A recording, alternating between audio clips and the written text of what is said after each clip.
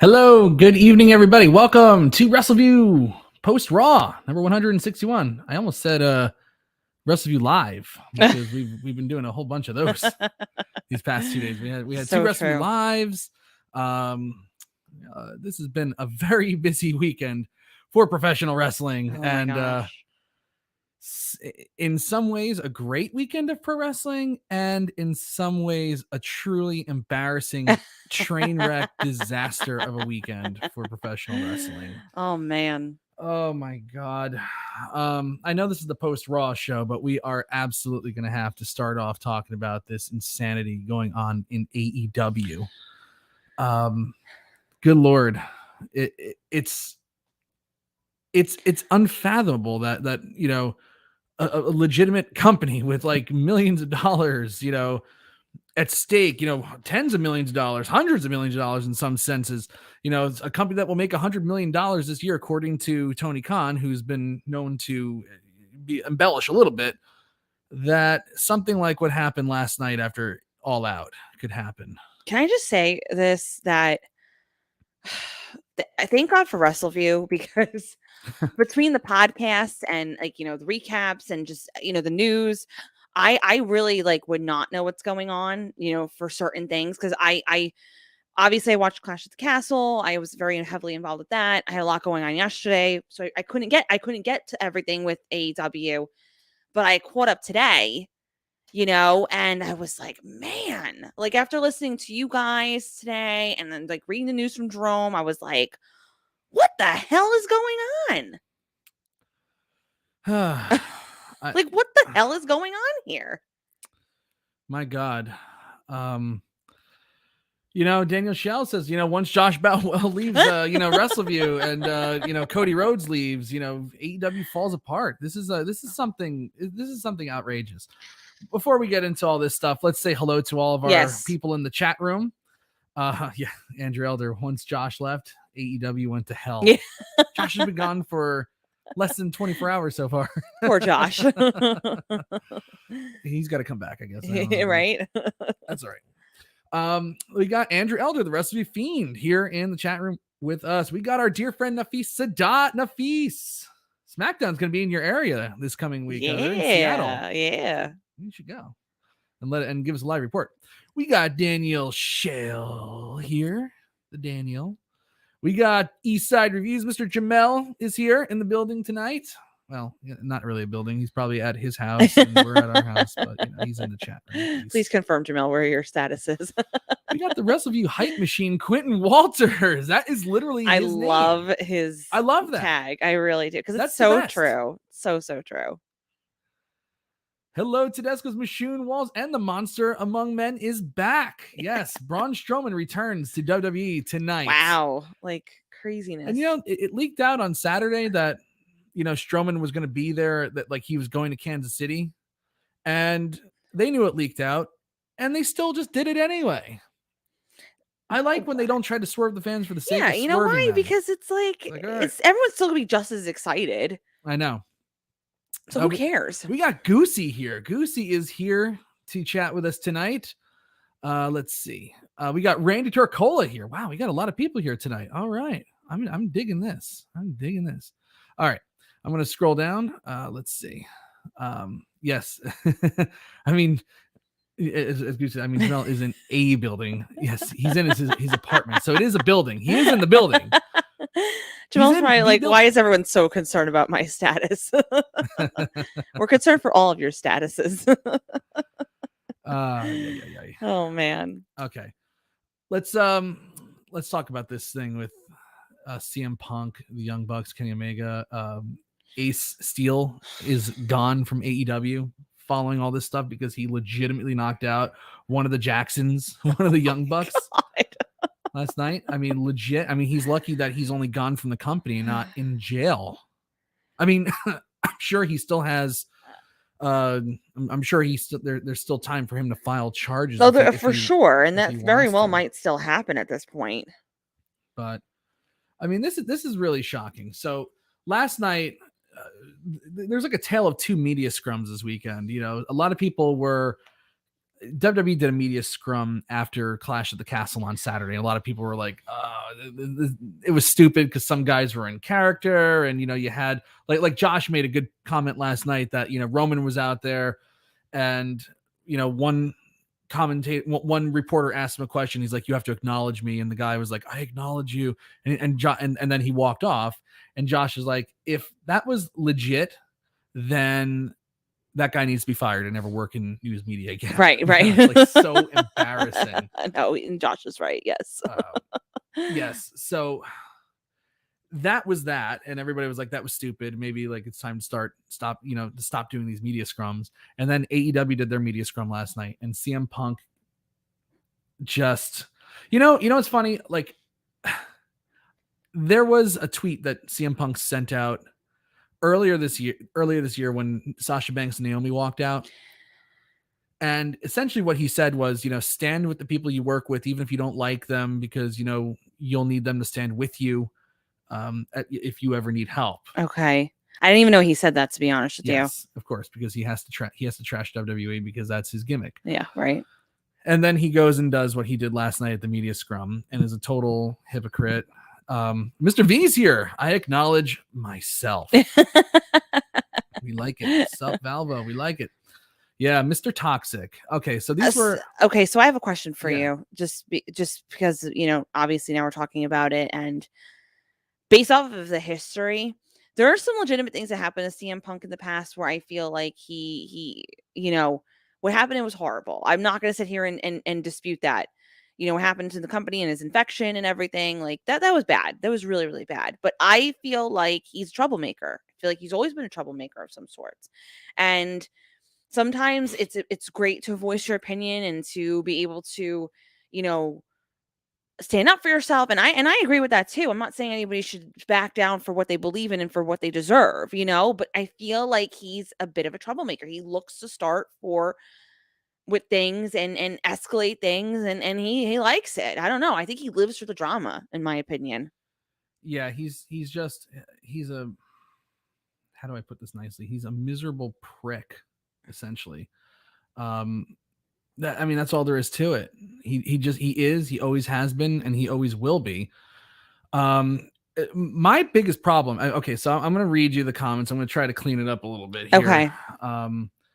He essentially just destroyed Scott Colton, whose former friend, who was, they was moved to Ring of Honor because of, the Ring of Honor roster because of him. He doesn't want to, be around him or whatever.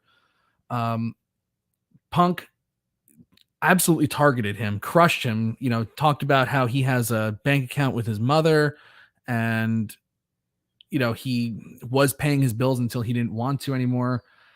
And then he called out Hangman Page, MJF, Nick Jackson, Matt Jackson, and Kenny Omega, these EVPs, as they're called in AEW, the executive vice presidents.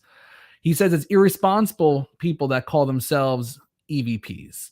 Now it's 2022. I haven't been friends with this guy since at least 2014, late 2013. The fact that I have to sit up here because we have irresponsible people who call themselves EVPs and couldn't effing manage a target, and they spread lies and BS and put into the media that I got fired when I have F all to do with him, that I got somebody fired when I have F all to do with him, want nothing to do with him, do not care where he works, where he doesn't work, where he eats, where he sleeps. And the fact that I have to get up here and do this in 2022 is an effing embarrassment. And if you all are at fault, F you. If you're not, I apologize. What did I ever do in this world to deserve an empty-headed effing dumb F like Hangman Adam Page to go out on national television and effing go into business for himself? For what? What did I do? What did I ever do? Didn't do a goddamn thing.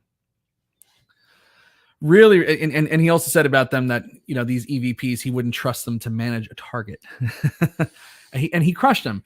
And he crushed them while the owner of AEW is sitting right next to him, high on cocaine,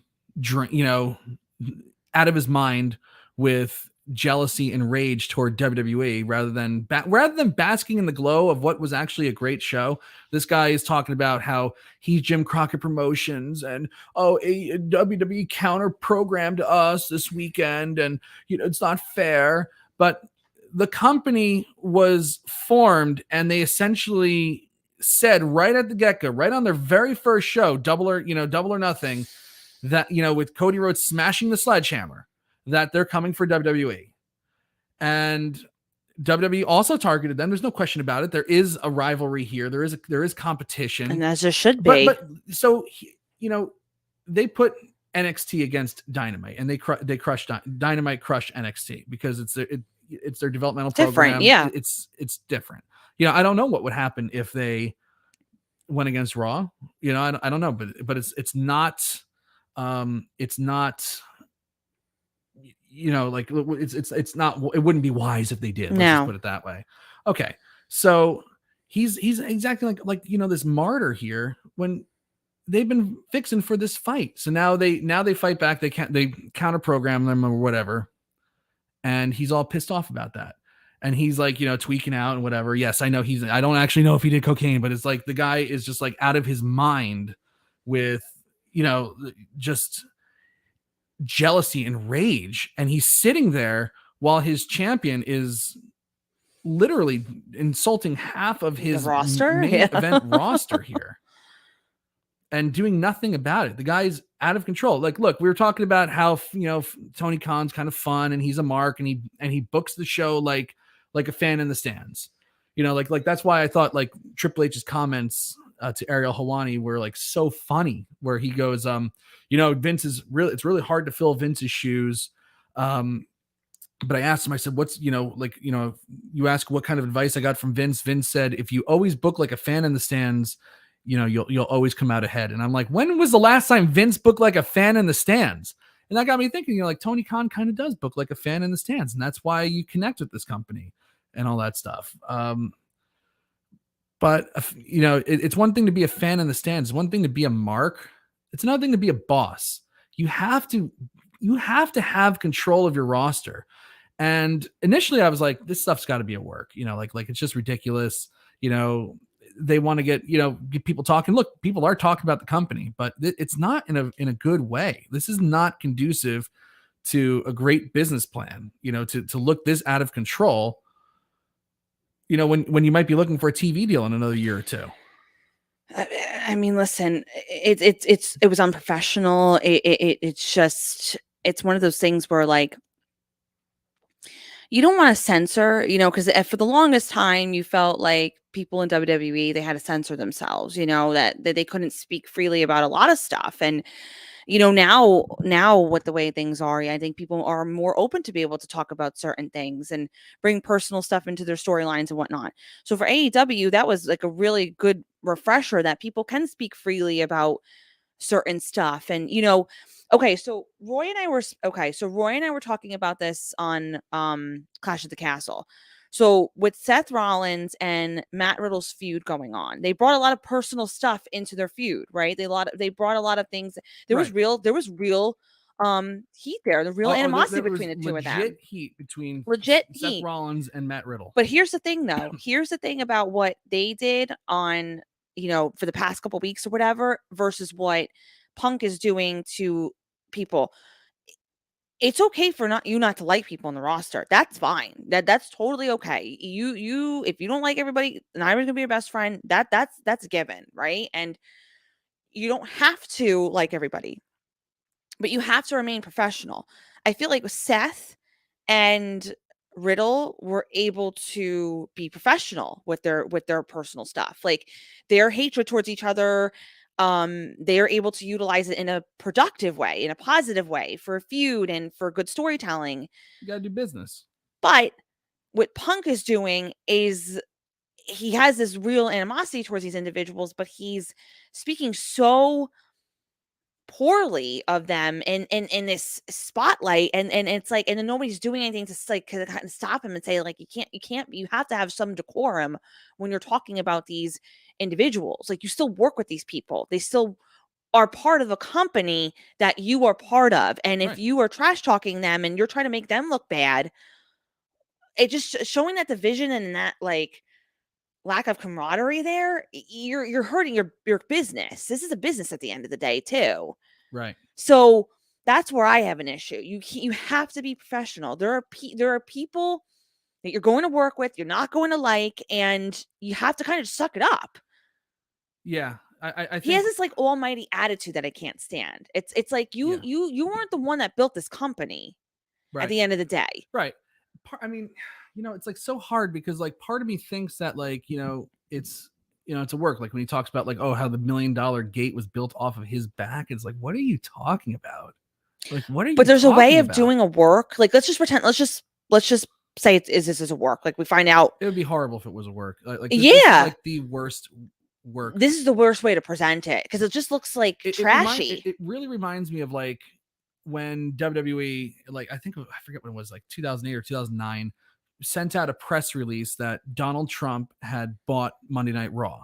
They actually issued it as a press release that Donald Trump had purchased Monday Night Raw, like the assets of Monday Night Raw or whatever, and he was in control of the show.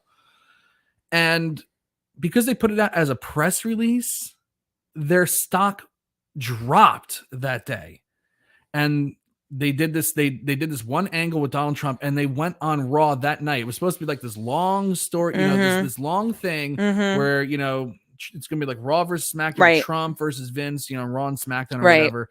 That night, they do an angle with Vince and Trump because like the fallout was so miserable from this as this worked shoot idea that they had to do an angle where Vince bought Raw back from Trump that very day. Just to cancel it out. Right. It was Right. death. And this, I don't know, like this, if I, getting into bed with people like this, a guy who has no control over his roster, Discovery, TBS is getting very upset with the amount of cursing that's on this show. They haven't said anything about the blood yet, but which they might get away with, they've been getting away with a lot on the very violent stuff. I mean, like I remember they used the pizza cutter last year. That kind of caused a little bit of an uproar. But for the most part, they've gotten away with a lot of violence, a lot of blood, which is fine. Like look, it's wrestling, blood, big deal. Like I still don't think it's that big of a deal. But the cursing, like, you got the FCC, you got people, they're not HBO. Yeah, exactly. It's cable, but there's only so much you can do. Exactly. Yeah. And while they want to be an edgier product, there's got to be different ways to be edgy. Yeah. You can't, you have to, well, because then it just becomes the same old thing, right? Like, it's just like, oh, we're only edgy because we throw F-bombs here and like we all the time. Like, that's not edgy. That's just, if it's not happening the right way, then it shouldn't be happening at all. I don't know. I've like I said, I've always had a problem with Punk's like attitude, and I just think that if you don't get control of certain individuals and you're scared of certain people, like just because of whatever, it's like he's not the reason why this company is doing well. Right. So I think Goosey's got a good point here. Like the Khans make so much money off their oil and their other investitures that the Jaguars and AEW are just toys to them. Like really, it's nothing. It's dropping the bucket. But here's the problem with that, though.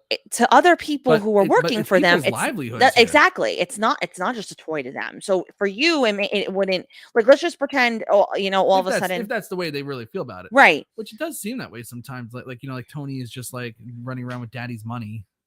Yeah, but let's just pretend that they do view it like that, right?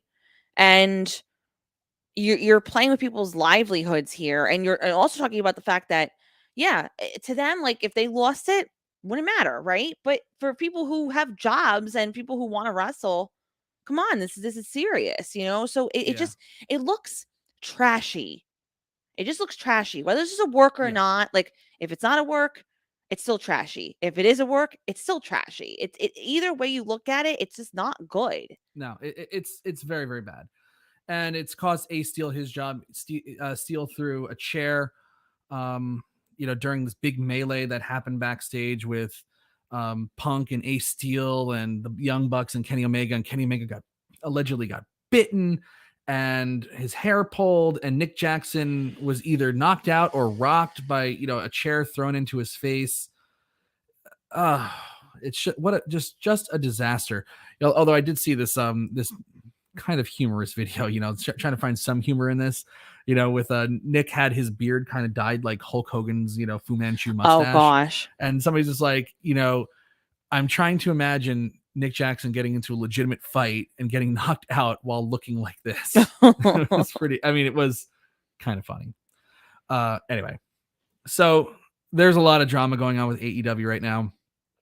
And I'm sure the fallout is not over yet. Part of me feels like it's a work a little bit, but I also, part of me feels like Tony Khan is out of control on certain things, you know? Yeah. And CM Punk's a jerk.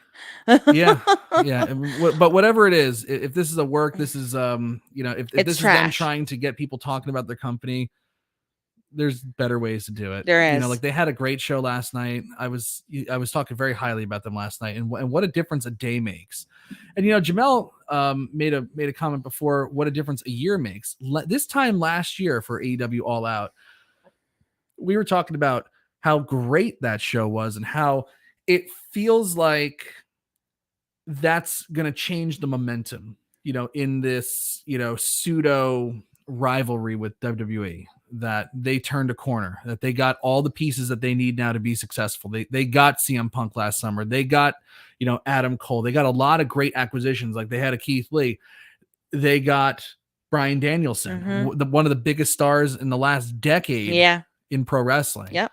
And it's like they have all the pieces now. And they got CM Punk. And they still have Jericho. They have they have the Young Bucks. They have Kenny Omega. And Moxley. They have all these people. It's and a year later, we're talking about this is a company that's out of control and kind of in trouble right now. I'm not saying that they're going to go out of business or anything. No, they have enough money to sustain forever. No, they have day-to-day too. But, and Tony Khan going out there and using his money as like a legitimate reason why they're going to be successful. It's like, bro, you can't buy respect. Okay. No. It's like, come on. Anyway, I almost hope this isn't a work, because then that's just really shitty. Yeah. Well, that's the drama with AEW. That's the drama with AEW. It probably will be just fine in the future, but this is not a good look for them right now. This is crisis mode right now. Yeah. And they have to plug the holes in the ship right now. I think they will survive this, but I do too. I mean, look, Impact Wrestling is still around. Like, AEW has way more money than Impact ever had at any given time. And yeah, I think Daniel Schell's kind of right. Tony Khan has WWE derangement syndrome. Yeah, they passed it along. They're like, oh yeah, it's like Vince is gone. Well, it's like some people have like the works. Well, some people have that Trump derangement syndrome, where like any bad thing is just like, it's Trump, that son of a. Now it's like Tony Khan's like, WWE, they programmed us. Where's another line? Give it to me. Okay. They just passed it along. WWE passed it along to AEW, but AEW. I did notice one thing before we move on to the Raw review. Tony Khan's voice is very, very high pitched, and every press conference he's ever done, his voice is very high pitched. And it sounded like this time he made a concerted effort to try to sound more manly. Like it just seemed like he was not sound like a squirrel. I don't know. Maybe he had a sore throat or something like that from like screaming at every match. Probably. But, it was interesting. All right. The AEW drama continues on. We'll talk about that, I'm sure, in the weeks to come as more comes out. But for right now, we have to talk about a pretty good Labor Day edition of Monday Night Raw. Who would have thunk it?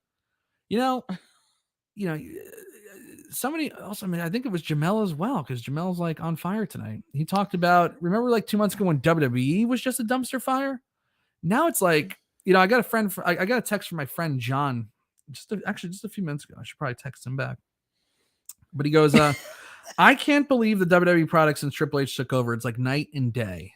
Yep. And it really is. Like I'm looking at like where the Judgment Day was, for example. I couldn't say enough good things about the Judgment Day in tonight's recap. I thought they were fantastic in the presentation. I think they've made the right moves in making Rhea Ripley is kind of the leader of this group now. Mm-hmm. And I think about where they were in mid-July, right before Vince left. And I was like, this group is trash. It's killing the careers.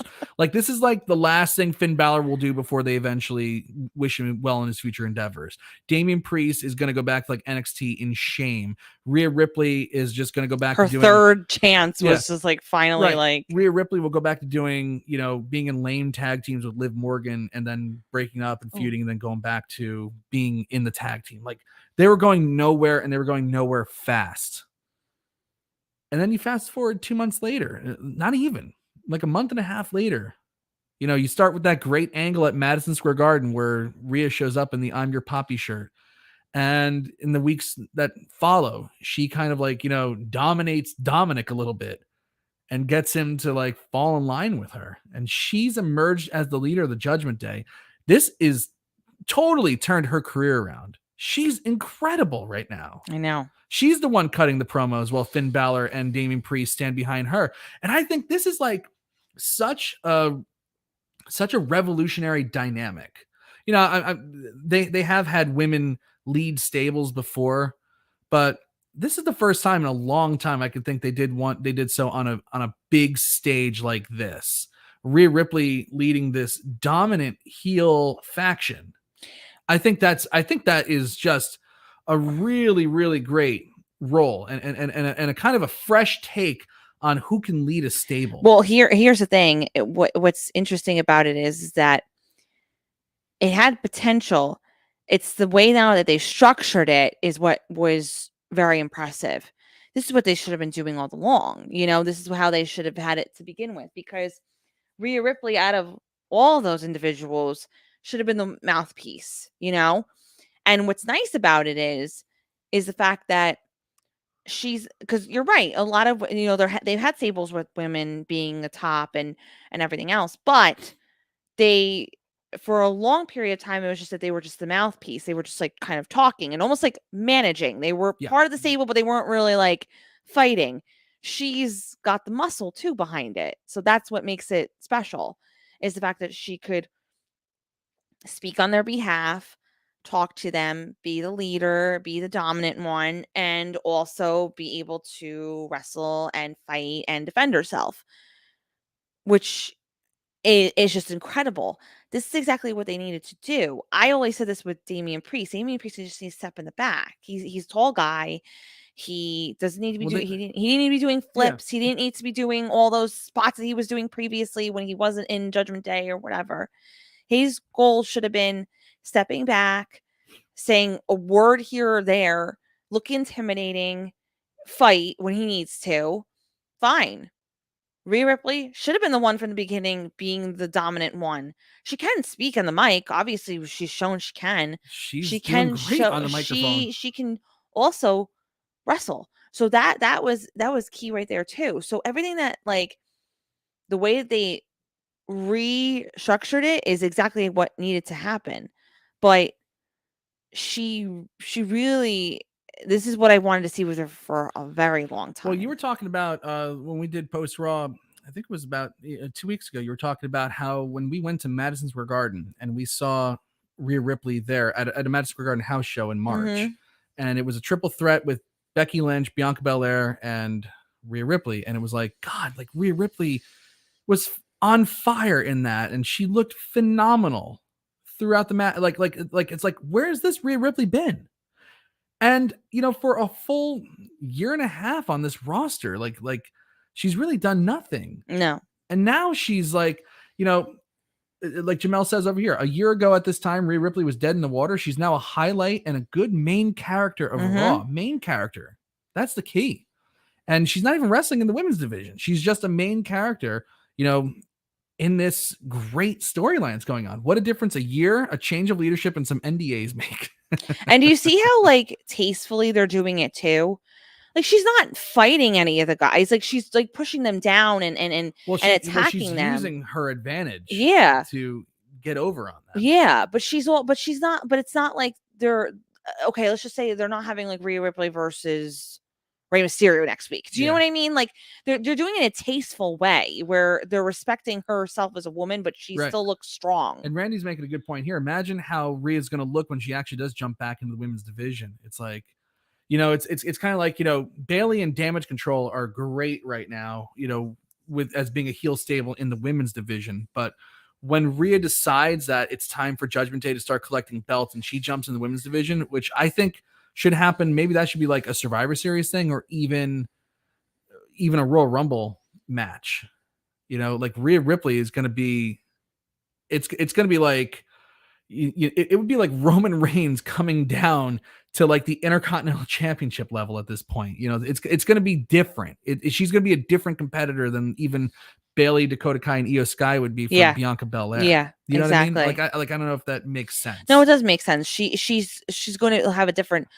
She's not going to be fighting somebody random in the women's division, and when she goes back into fighting for a championship, it's going to be for something that's the title. Hell, they could turn her into the female Roman Reigns. Like the Sky right now, they have, I think part of it is like, there was the change in leadership and creative. And I think everybody's going into this. It's kind of amazing that, it's wrestling fans on the internet. Like they're going into this.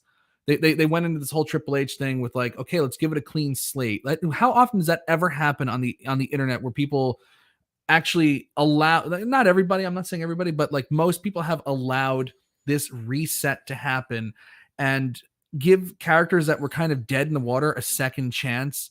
And it's outrageous that I'm even thinking that Rhea Ripley could be like a female Roman Reigns, but God, the sky's the limit. They have done such a great job of undoing past sins with just a couple of really well structured, well thought out angles and story and a really strong storyline. They can do whatever they want with her now. They can. And now it's amazing because she had chance after chance, but it wasn't her fault. But she had chance after chance after chance. And they botched it every single time. And every single time. But if we were still under Vince McMahon right now and we had Judgment Day, everyone would be like begging, like gouging their eyes out every time they went on the screen.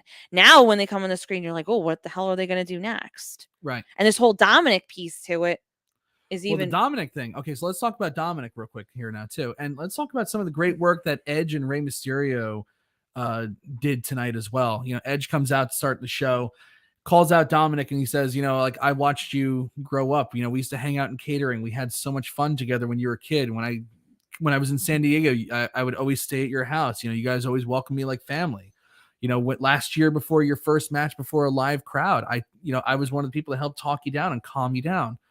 But I'm not looking at you as that 5-year-old kid anymore. I'm looking at you as a WWE superstar, and you're playing a man's game. You're going to pay a man's price.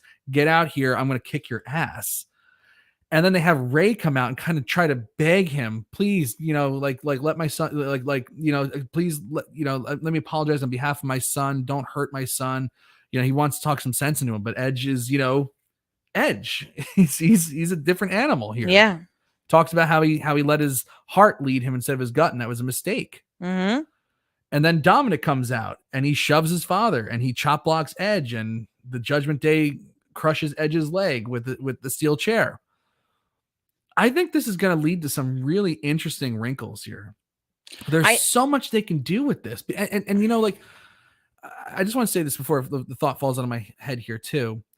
This is the first time in a long time that they're adding some real, conundrums for their characters. So many times, some of these storylines are just so one-dimensional. There's like no emotion in them. It's just like, okay, here's an angle, done.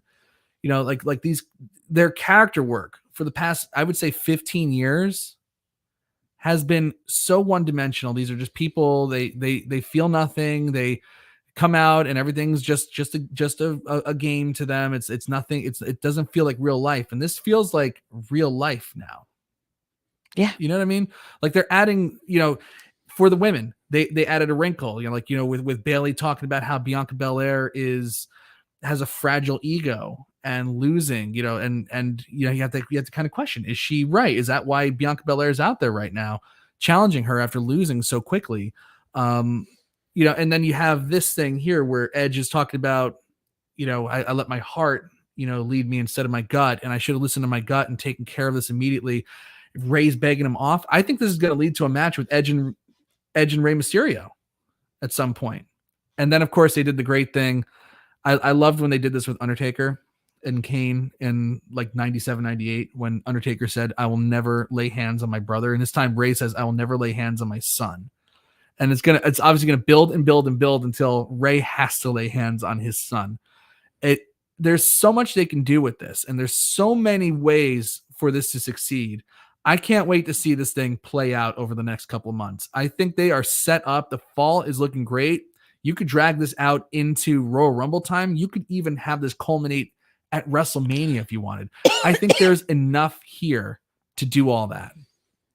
That's what that's actually what Roy and I were saying on Saturday, is that the many elements to this, there's many different directions that they can go in, and that's what's great. It's not so clear cut on what they can, or what they're going to do.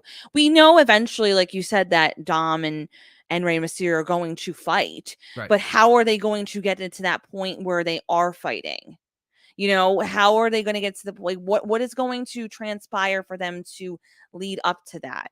You can have it where Dom's going to keep poking the bear and saying, like, fight me, dad, and he's going to keep denying him until eventually he does something where he just, he's like, all right, fine, I'll fight you. Right. You could have it where Rey Mysterio is like, you know what, if you show me what you got, fight me. Like, there's so many different layers to it, and you can drag it out, but you could drag it out to the point where it's not really dragging it out. It's just evolving and progressing and doing what it needs to do in order to be that big moment. Because a lot of times when you have stuff like this, it is very one-dimensional. It's so clear on what direction they're going in. And if this were past, it'd be like they probably would have fought like next pay-per-view, So, and having Dominik be in a stable as strong as Judgment Day now is going to protect him so much. It's going to help him to kind of stay back a little bit, just gain more aggression and gain more of that like heel mentality, right? And get him out of his awkwardness a little bit, because he's still awkward. And that's fine. He's still got to learn how to become really that heel. But he did a good job at Clash of Castle. He really did. Oh, that was great. That was great. I got to tell you, one of my favorite images of wrestling this year pretty much is Dom kicking Edge in the groin, and Edge like just staring at him in disbelief as he goes down. Edge was just as good there. Like Edge is finally getting back to showing us why he's a Hall of Famer. Like I was struggling, I told everybody. I was struggling to when you look at Shawn Michaels, who had a second half of his career that was Hall of Fame caliber away from his first half. Edge's second half of his career right now was really nothing to write home about.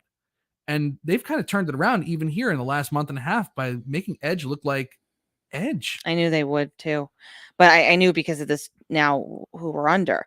So, but I really enjoy this, and this will allow him to be able to be protected and find himself. Right. You know what else I liked about this too is that Dominik did the turn on Saturday, and they didn't pay it off by having him like come out on Raw this week and cut a promo about, I hate my dad. No, and, Rhea dominated me and I liked it, and that's why I'm a heel now. It's like, we don't know. We still don't know why. We don't know why he did that. We have no idea why. I think it was Brett Farmer or Brian Farmer, one of the Farmer brothers, last night on AEW's post show that we did here, talked about how we need to get away from this thing where angles need to progress week after week. It's okay if something happens and then you don't do anything with it the next week and let the story just kind of... Yeah, because they did do something with it this week, but just not the way that they normally would have the past. They just kept it in the forefront, really, without doing too much. Exactly, which is different. Really did nothing. He threw Rey that one time and he chop blocked Edge. That was it. Other than that, Dom kind of stood, emotionless, which I liked, because Dom's not really good at emoting or acting anyway. So having him stand there stoic and stone-faced, right up his alley. He's really good at that. And I know that. And I said what the beauty about this is the fact that they could think about it a little bit. They could look at ideas and see like, okay, what is going to be the reason why he turned on his father? Yeah. They can think about it. They might have plans in place already, but they might say like, oh, you know what, we're going this direction, but now we can go in this direction. So it's nice that it wasn't so formulaic where like he comes out in a promo like, my dad did this to me when I was 6 years old and I'm mad at him, like that. It's not. Yeah. And Jamel, I'm sorry, Andrew is saying that this is a good thing, like the old territory days. Back then they would take their time in territory days. We need to get back to enough with just giving everybody everything all at once. Let a story build. Actually put some thought into your storylines and don't just pay them off at like, the next pay-per-view is coming up, we got to pay it off here. No, let it for something big. Like look at the numbers for the show in Toronto. Look at the ratings. I know that ratings, it's kind of hard to put everything into ratings now, but there was a marked difference in the ratings when they promoted Edge versus Damian Priest, even just 2 weeks out, and gave that story a little time to build and get some emotion behind it and make a video package and all that stuff. Let things build and you'll reap the rewards. They already are. Survivor Series sold out in like a minute when the tickets went on sale. They're doing something right here.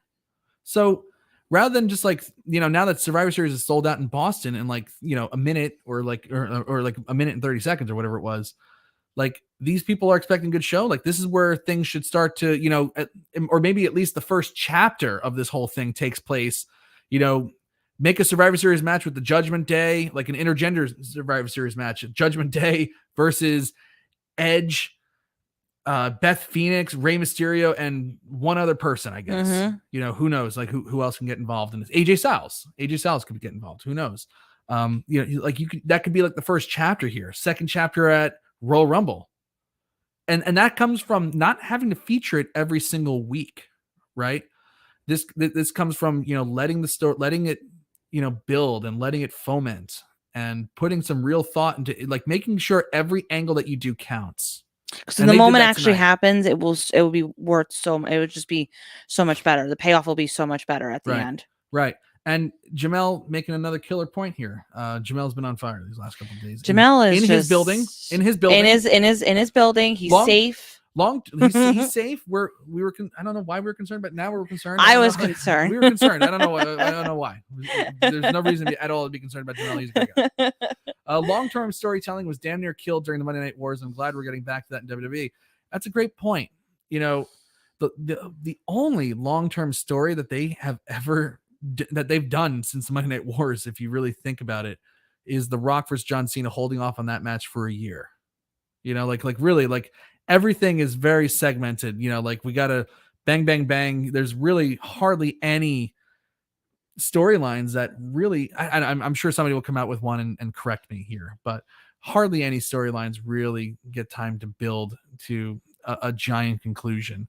If there are more than that, then it's not many. I think that's a direct result of the Monday Night Wars, because Vince never got out of the mentality of now having to book like your life depends on it. But then he stopped being creative and then got complacent and still booked like it's the Monday Night Wars, where there's no substance put in any storylines, but they were just lazy and boring and dumb. Exactly. Jamel, you're more than welcome to be on the post show. Yes. You let us know. We would like that. We would like to have. Hello, you're a pro yourself, so let's get this going. We can do that. We can make that happen. We can make this happen. All right. What else happened on the show tonight? I don't even know. Like we talked about one segment. So we had the Judgment Day, and then we had the Judgment Day, and then we had the Rey Mysterio match with Damian Priest. Yes. Okay, let's talk about the return of Braun Strowman here. I mean, hello. Okay, so you know what I thought this was really interesting about that? They did it on a Labor Day show. That's how much faith that they have and how much effort they're putting into these shows and how much they know that people are actually watching and invested in it, that they had a big return on a Labor Day show.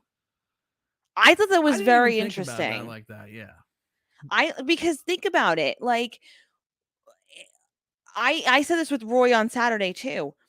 They normally, like when you have a show like Clash of the Castle, like at a 1:00, like people aren't really watching, like people have things to do. It's a weekend, but it got a lot of views and it got a lot of people's attention. It was a show you didn't want to miss. It was great. So for an afternoon show, like it was a beautiful day on Saturday. I didn't even care that I missed it because I was just like, I missed being outside because it was just a great show. Labor Day, like I said to everyone on Saturday too that, oh, I don't know, maybe we'll do a post show, maybe not, like, whatever. But I'm glad that we are doing it, and I'm glad that we did watch Raw, like, because you would have missed out on this huge return. But I think a lot of people, they are getting back to that mentality of like, no, I can't miss Raw. Like, Right. I'm gonna miss something important. I'm gonna miss something cool. Yeah. I'm gonna miss a big moment. And even if it's not a big moment, and it won't be the same if I find out about it after. And yeah. And even if it's not a big moment, like they're still putting effort in. So I thought that was really interesting that he made his return tonight. Absolutely. But it was great. He looked amazing too. I loved his look. He looks ripped. He looks, oh my god, he looks like in great shape. Great shape. Braun kind of went like a little crazy after he got released with this control your narrative thing. I hope he gets back to like normal here, because he was getting a little weird. But it's this was, I have to say though, the how he returned is kind of a little polarizing for me. So there was a number one contenders match, a fatal 4-way tag match with the New Day versus Alpha Academy versus Los Lotharios versus the Street Profits. Mm-hmm. Which, by the way, it's nice that tag teams are like across the board are getting names again. Yeah, it's nice that like four of these, like all four teams have like a name rather than just like, oh, here's Angel and Humberto.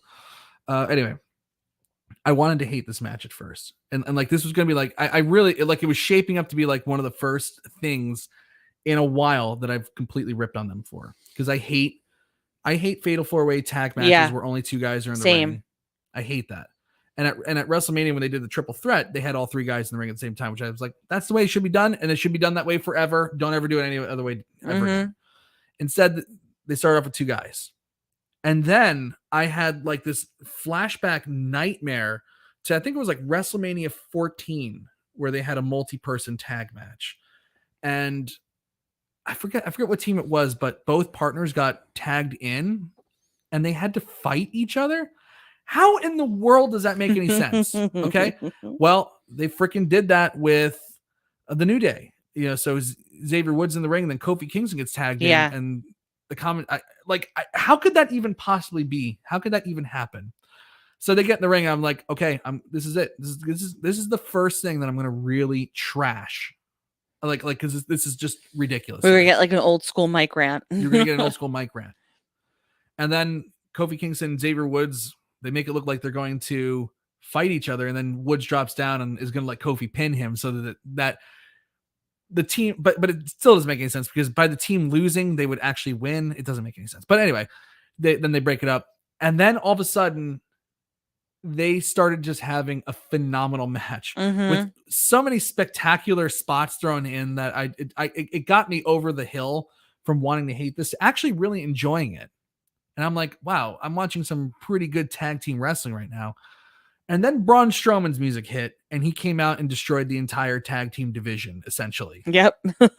and I was like, I'm happy to see Braun, but I hated when they would do shit like this with him, back then. Remember, it was like him and a kid as the tag team champions, like, beat, and it was just essentially him Nicholas, just running over the entire tag team division. And I'm like, they were doing such a good job. They were doing such a good job of building up the tag team division, and then they have this guy come out and crush them. It's like, I don't like that. So I have to, but I'm glad to, but on the flip side, I'm happy to see Braun Strowman back. And later on, when they did the promo with him, where he said that the Monster Among Men is back, and I'm coming to SmackDown, and you'll find out more about me on SmackDown. It's like, okay, so he came back, surprised everybody, and crushed the tag team division. Obviously they're building him up for something big. So I'm interested in that. So I have to disagree with you, because I think that it was actually the perfect opportunity for him to come out during the tag team division, because I feel like it's going to be different this time. The reason why I feel like they did it is because there was just a lot of guys out there at once, and that was his time to shine, where he comes out and he shows that I'm dominant. I'm gonna crush everybody, because there's a lot of bodies in the ring. So I don't think necessarily had anything to do with the fact that, like, oh, because tag team division or whatever like that. But I think it had more to do with the fact that there's a lot of bodies out there.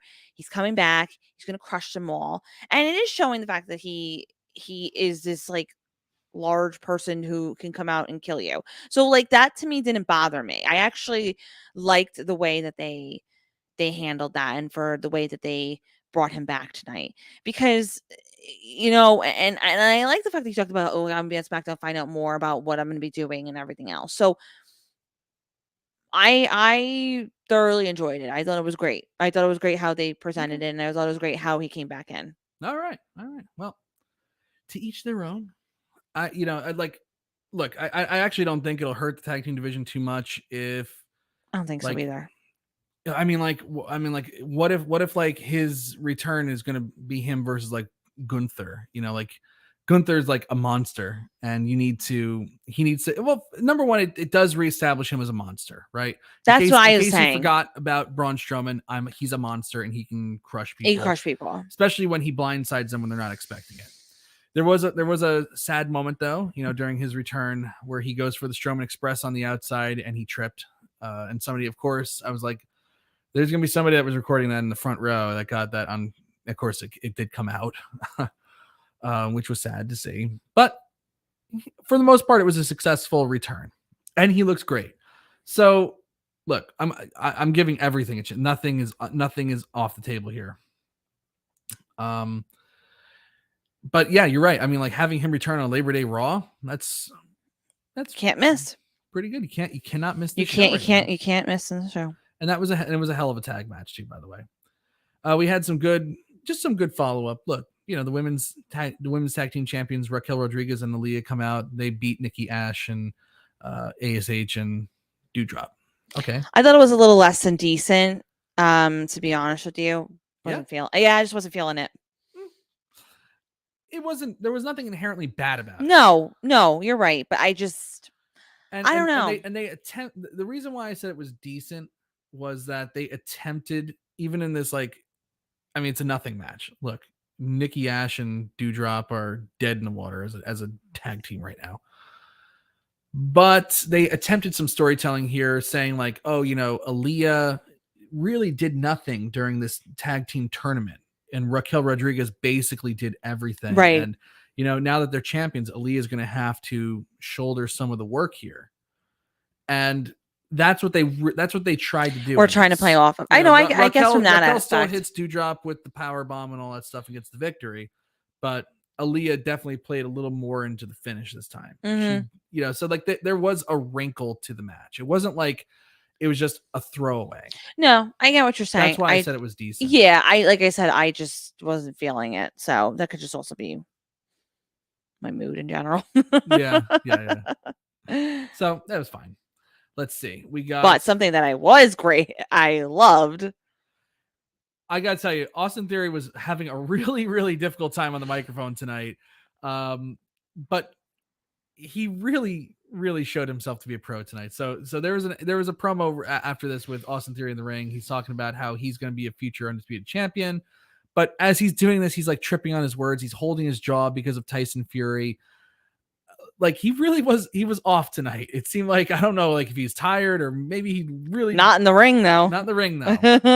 But Kevin Owens came out and they had a great little back and forth. He talked about how Theory is just, and by the way, I love how Owens said like, oh, by the way, I just realized I can now call you Austin again. You got your first name back. You're Austin Theory. I can call you Austin.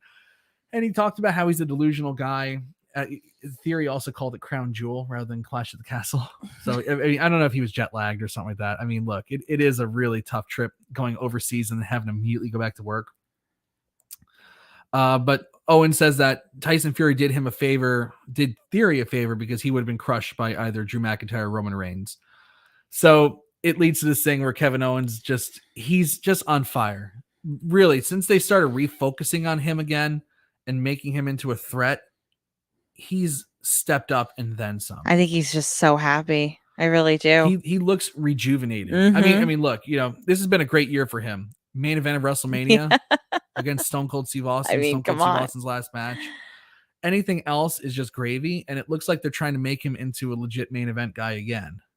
They did a hell of a job building Drew McIntyre up for his match against Roman Reigns to the point where I thought they were going to do a title change. For a second. Yeah, you're thinking whatever, but I think they can do the same thing with Kevin Owens. They absolutely can, and I think he already is pretty much there at this point. So it's really nice to see. Yeah, no. Even though Austin had the issues tonight, that their match was just on another level. It was almost like he got a second wind, and it was just like, hey, I'm gonna beat the crap out of you. Let's wrestle. yeah, that was great. That was really, really great. And they had a hell of a match. They really did. Really. And by the way, during this match, they did picture-in-picture commercial break. They did that during the tag match. Yep. They did that during the main event. Yep.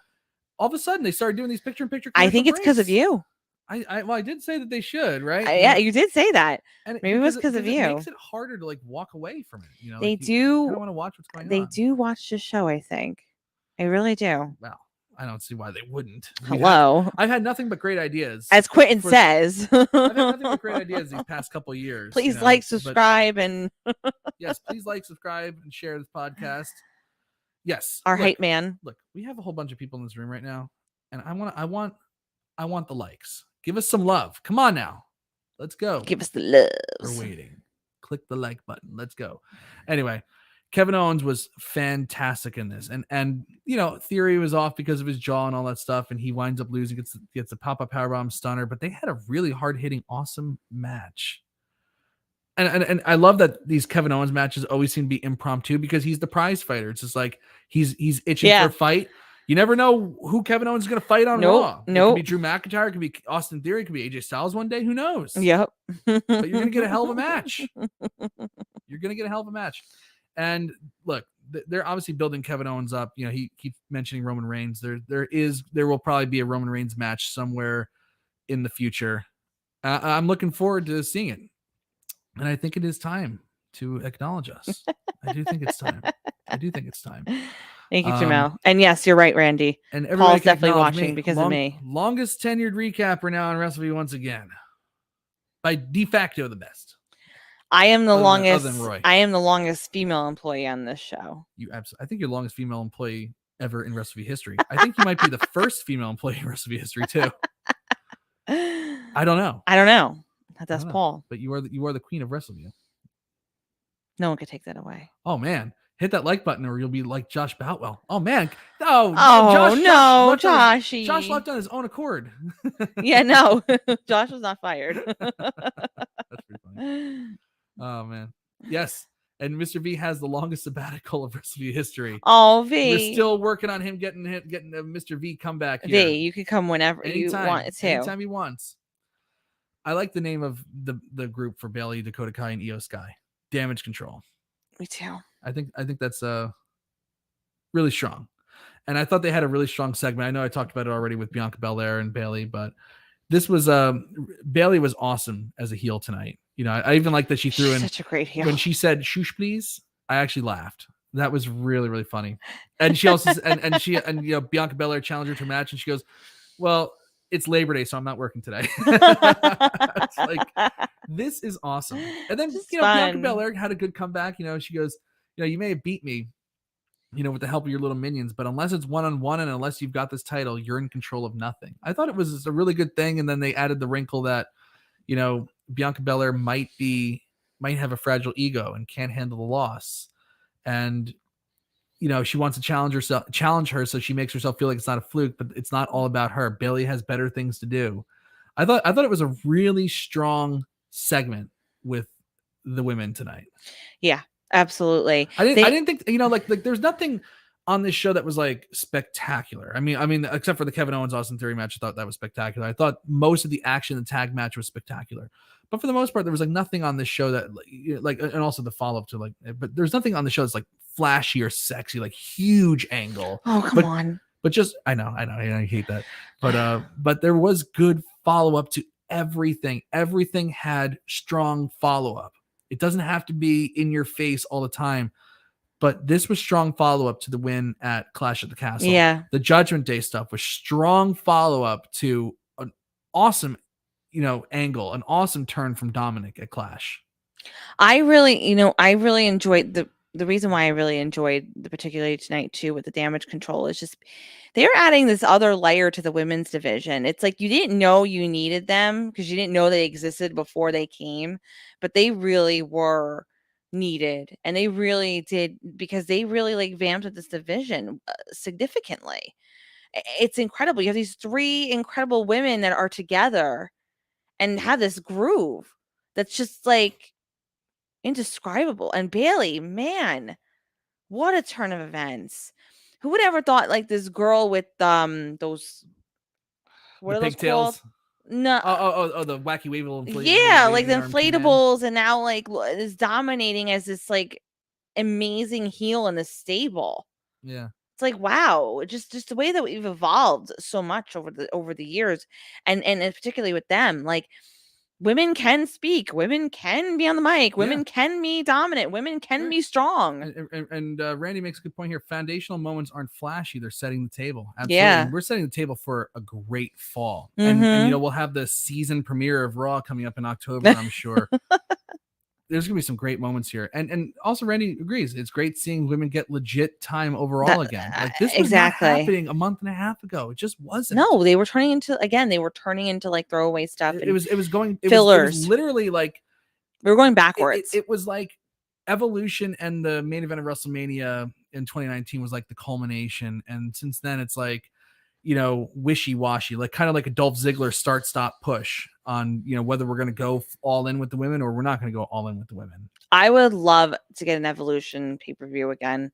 I really would. A women's pay-per-view, and I think we can really do it this time again.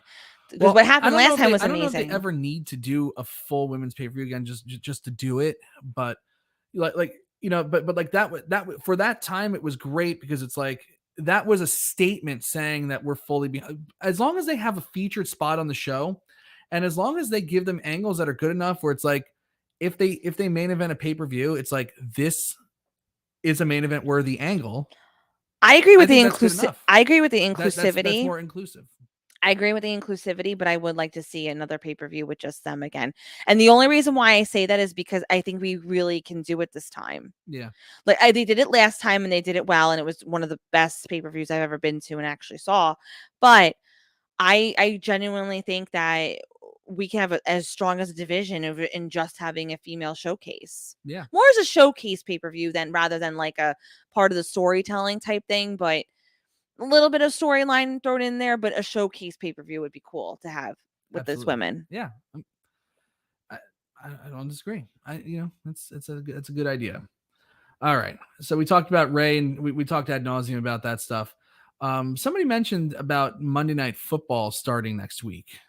And that'll be a test for WWE. Like, what are they going to do next week? Well, next week scheduled is, I don't think it's actually going to happen, but Dominik Mysterio versus Edge. But there will probably be a good angle. Yes.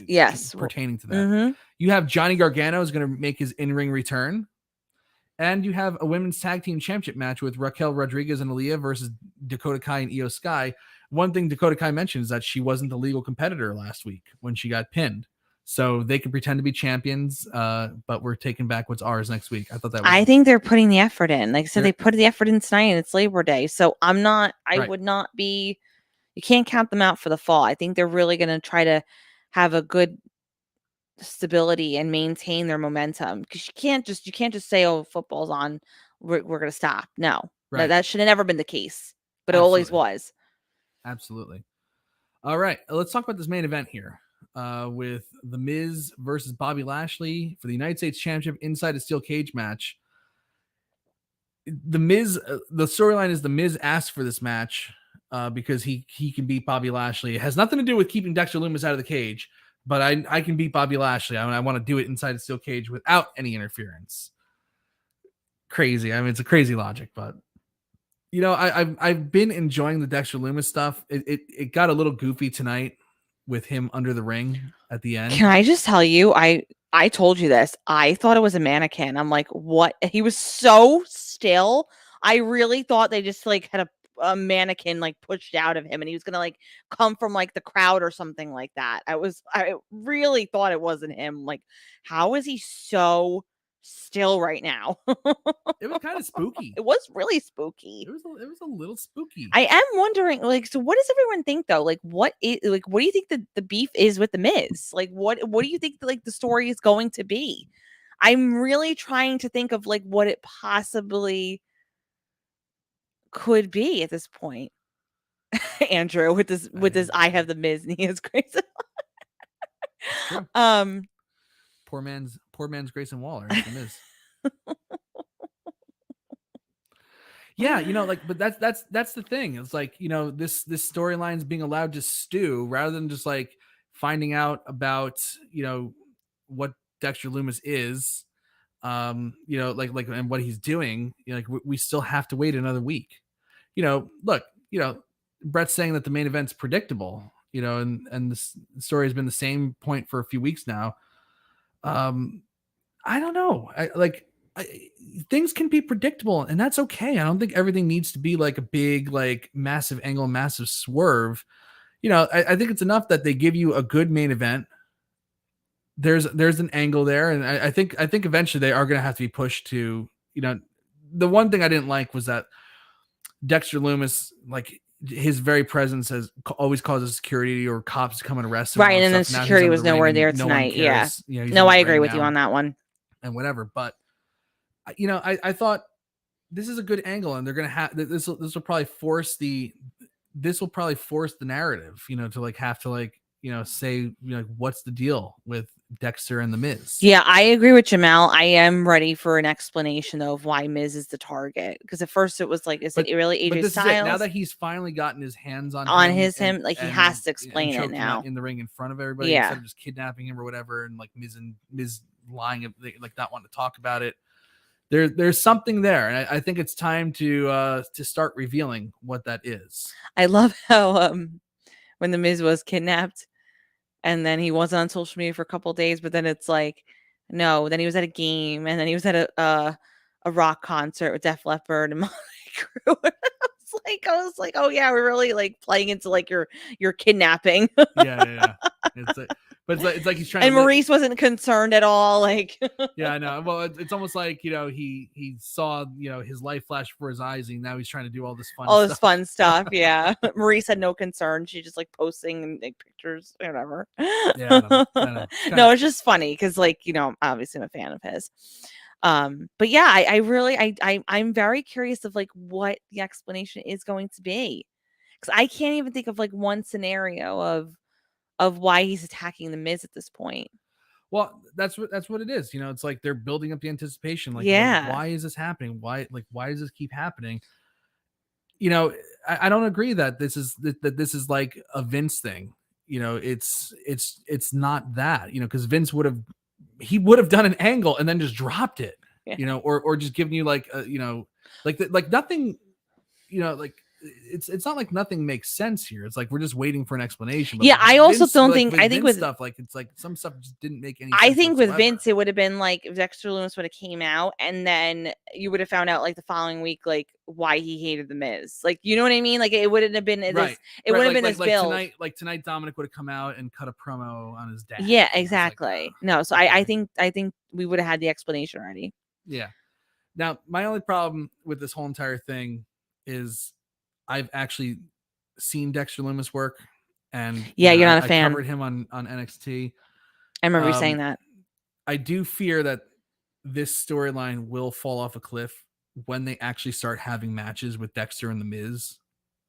I'm just picturing this or envisioning the sound of a silent arena as Dexter does his thing, because he's not a very exciting professional wrestler. The one thing that but this that's why I have no problem with this stuff, because this might be the best that we ever see of Dexter Yeah. Lumis. Randy Torcola makes a good point too. Whatever reason, Miz is the perfect counterpart to a guy who doesn't talk, because Jamel was talking before how he doesn't speak. So I'm not familiar with Dexter Lumis, so I really can't make a call on that. But we're not looking at the booking of this through Vince's gone goggles. We're talking about booking that is, it's definitely changed. It's definitely a 180, but we're not talking about like, oh, well, yeah, there is a difference when Vince is gone, but that's not the reason why things are good. You may think the main event's not good enough. That's totally fine. Obviously, we obviously knew that Dexter Lumis was going to get involved somehow. I actually imagine him actually coming out from under the ring mat. So I thought him being under the apron was a little more creative than what I thought. I thought it was mannequin. So I don't know. No, I'm not seeing this as a problem. I just don't see it. I don't see it as a problem either. Might not be your cup of tea, Brett. That's okay. No, that's fine. Of course, it's fine. I just think that no, and it's not even like that. It's I'm automatically thinking because Vince is gone that everything is going to be good. I'm not saying that whatsoever. Things are markedly improved.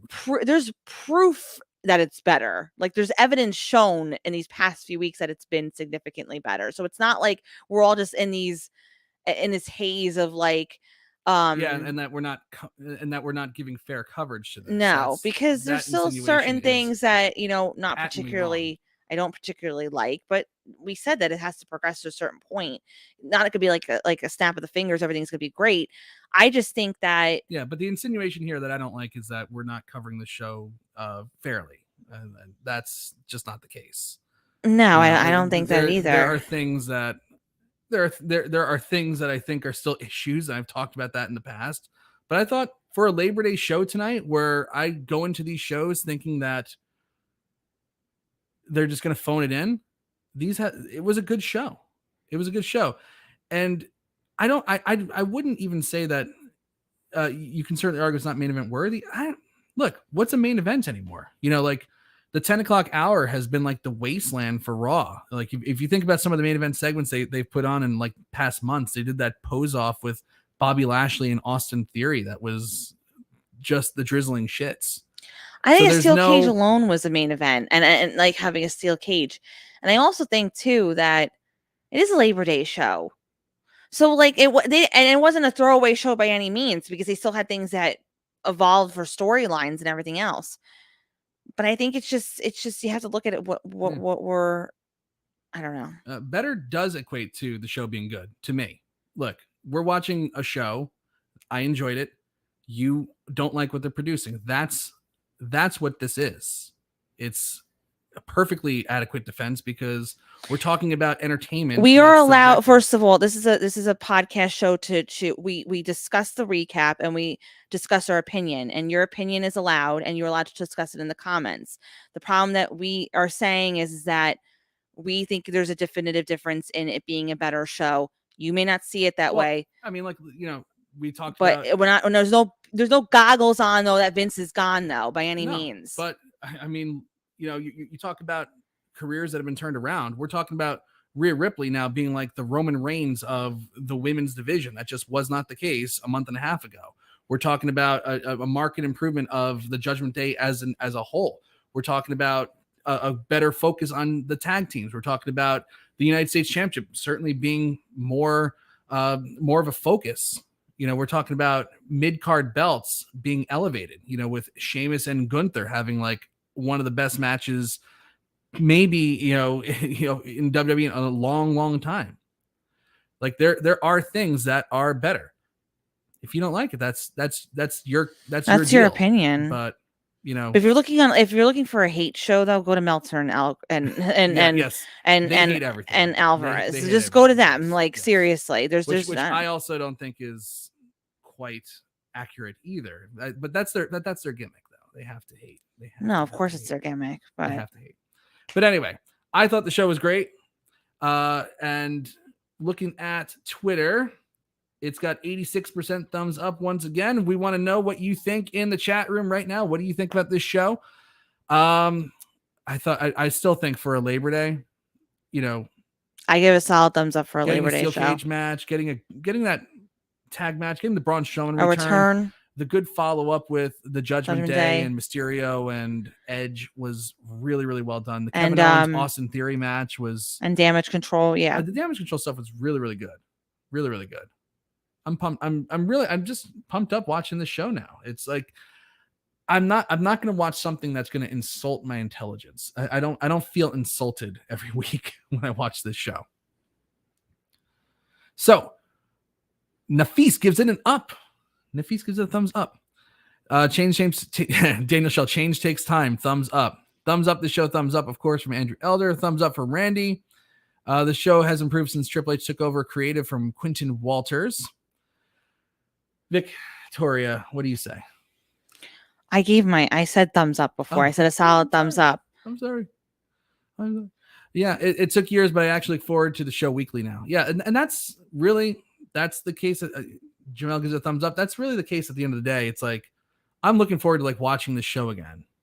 And, Triple H could have come on and followed Vince's lead and I'd have the same feeling, and it's not, it's going in a different direction. I like the direction it's going in. That if he was booking exactly like Vince did, I'd have a problem with it. I would have a real problem with it. And no one's been tougher on this show than me. No one. I'm Except just, for Meltzer I'm and just Alvarez, but that's their gimmick. Yeah, whatever. I'm like not. Okay. Machine Walls gives it a thumbs up. I'm over it. And that's about it. All right, everybody. We're going to take off. Now it's not Labor Day on the East Coast anymore, but if you're still celebrating, somewhere in Central, Mountain, or Pacific time zone, it's still Labor Day for you. So happy Labor Day. We hope you enjoyed the show tonight. We'll be back next week on Monday night for Monday Night Raw again, post-Raw. Oh, boy. Can't wait to see what they do next week, especially with Monday Night Football. I'm very curious to see how that goes. Till then, I'm Mike. I'm Victoria. Have a good night.